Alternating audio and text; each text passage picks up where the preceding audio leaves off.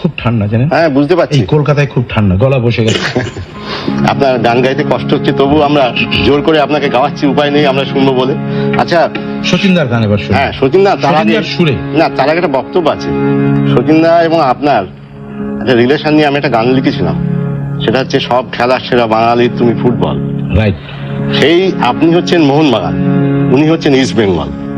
এই দুজনে একসঙ্গে সব সময় থাকতেন।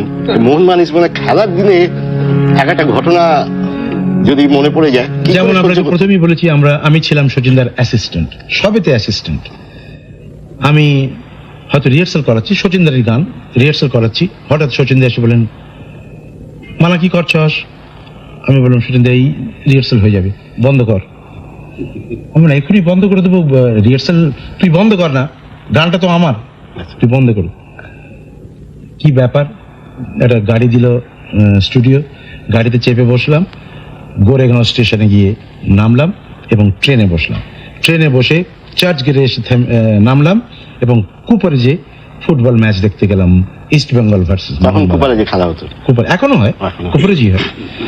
ইস্ট বেঙ্গল ভার্সেস মোহনবাগান, শচীন দা ইস্ট বেঙ্গল ক্যাম্প, আমি মোহনবাগান ক্যাম্প, অথচ পাশাপাশি বসেছেন। পাশাপাশি অফকোর্স বসেছি। হ্যাঁ, তার মধ্যে শচীন দা বলছে, যা একটু ছোলা কিনে নিয়ে আয়। ছোলা কিনে নিয়ে আসছি, পান নিয়ে আয়, পান নিয়ে আসছি, খেলাও দেখছি এবং ভগবানকে ডাকছি যাতে মোহনবাগান জেতে। কিন্তু মানে চেঁচিয়ে যাকবার তো উপায় নেই, চুপ করে এবং মনে মনে বলছি। হঠাৎ দেখলাম মোহনবাগান একটা ইস্ট বেঙ্গলকে গোল দিয়ে দিল। আচ্ছা, শচীন দা বলে, তাড়াতাড়ি যা নিয়ে আয়, একটু চিনে বাদাম কিনে নিয়ে আয়।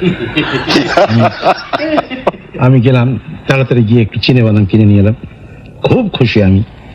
তারপর বলছেন শচীন দা, এই রে ওটা খেললো, যাই হোক নাম টাম নেব না, খেলা টেলা হলো, সবটা খেলা দেখলেন? আরেকখানা গোল মোহনবাগান দিয়ে দিল ইস্ট বেঙ্গলকে। শচীন দা বলে, চল আর খেলা দেখতে হবে, চলে যাই। মানে কি বলবো, আমার ভিতরে এত আনন্দ হচ্ছে, কিছুতেই প্রকাশ করতে পারি না।